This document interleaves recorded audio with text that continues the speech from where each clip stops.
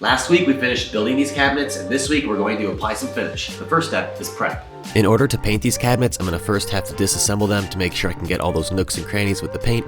Therefore, I labeled each of them with tape and gave them each a number 1 through 7, and then I labeled the doors left and right. That way when I go to put everything back together, I know where everything goes. I installed bloom hinges, and these are really nice because as you can see, I can just unclip them from the cabinet and they come right off without having to unscrew anything.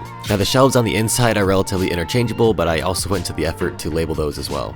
I also took out the shelf pins and made sure to put everything in Ziploc bags, that way it stayed organized. During the initial assembly of these cabinets, I made sure to adjust all the hinges, that way the doors lined up nicely with their particular cabinet. And since each cabinet's a little bit different, I wanted to make sure that these hinges stayed paired up. That way I didn't need to readjust them again when I went to reassemble them. So similar to the cabinet doors, I labeled each of the hinges with the corresponding number cabinet, whether it was left or right, and whether it was a top or bottom hinge. I then repeated this process for all of the other cabinets, and while this did take a fair amount of time, I think it's well worth it in the long run to make sure everything stays organized, and that way the final install goes a lot smoother.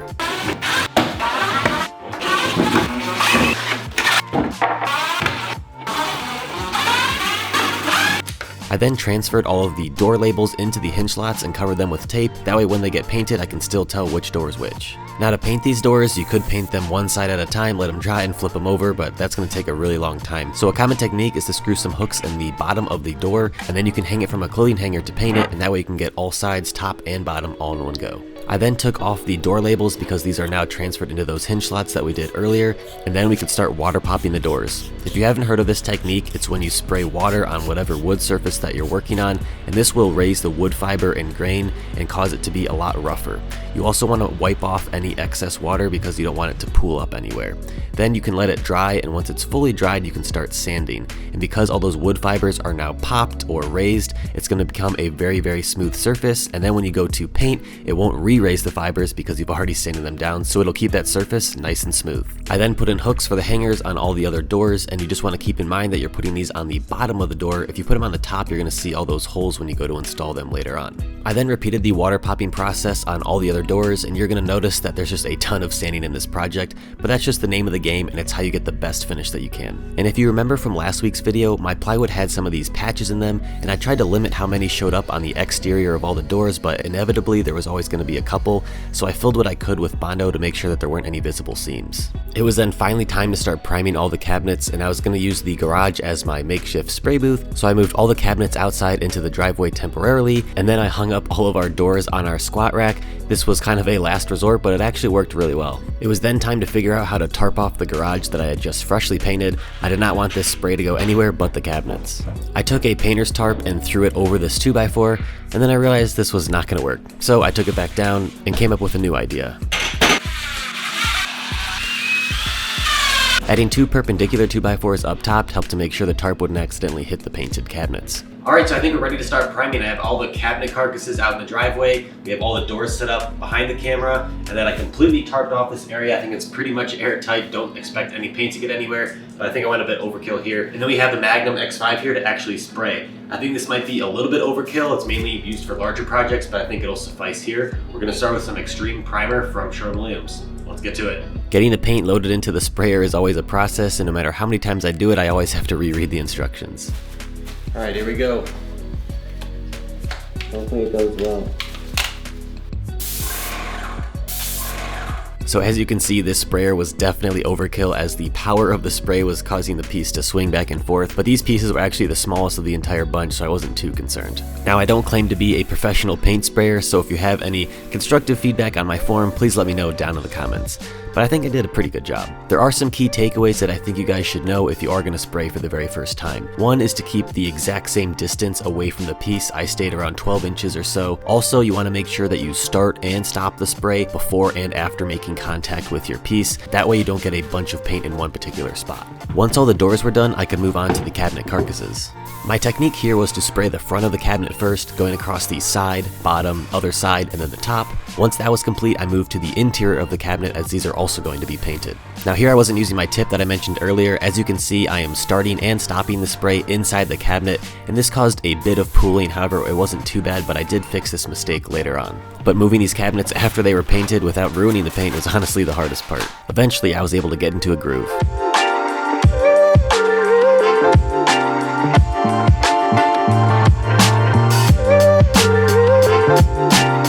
wanted to show some real-time footage of the spraying process just to show how efficient it is and how fast you can spray cabinets. And here you can see me fixing my technique from earlier by continuing to spray up and down and not stopping it here and there.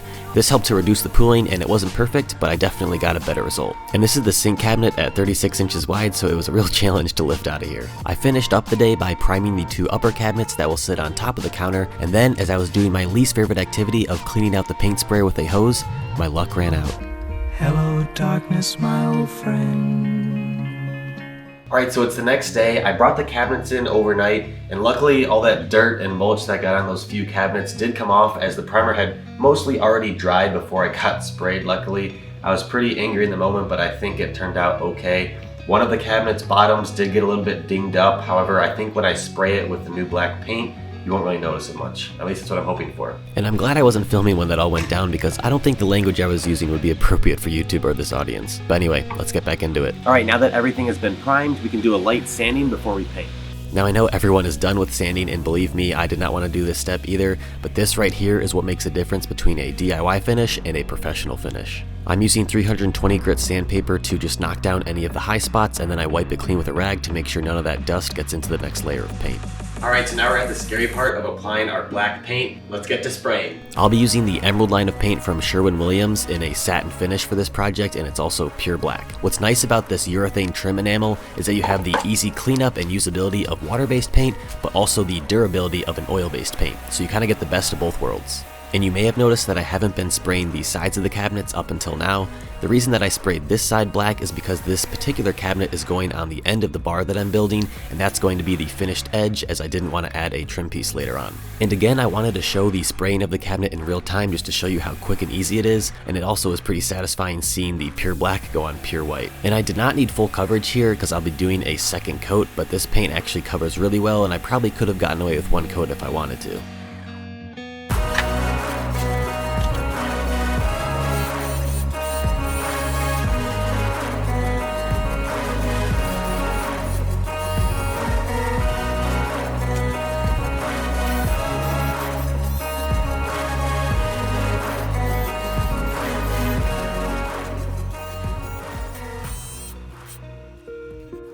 And look at that mirror finish that I was able to achieve with the sprayer.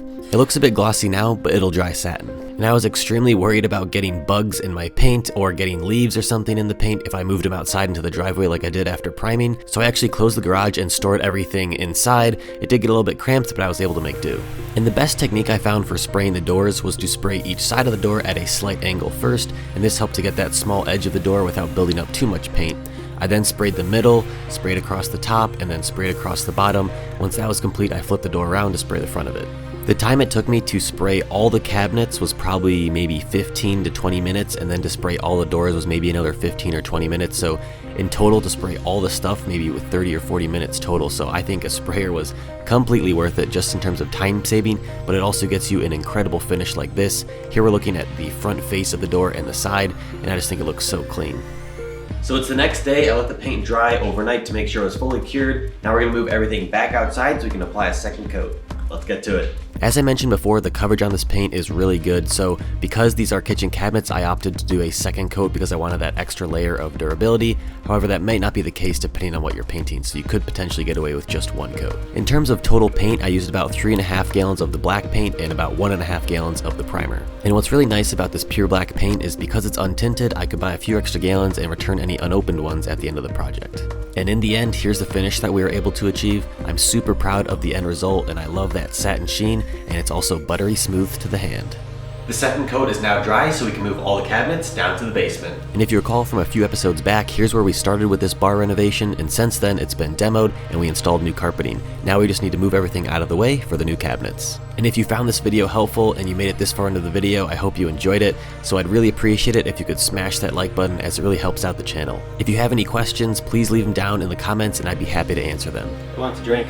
This project has been in the works for quite some time, and it's really exciting to see it start to come to fruition. And if you're just as excited as me, hit that subscribe button, because next week we're going to start the next phase of this project, which is tiling the floor. And as always, thanks for watching and happy building. See you next week.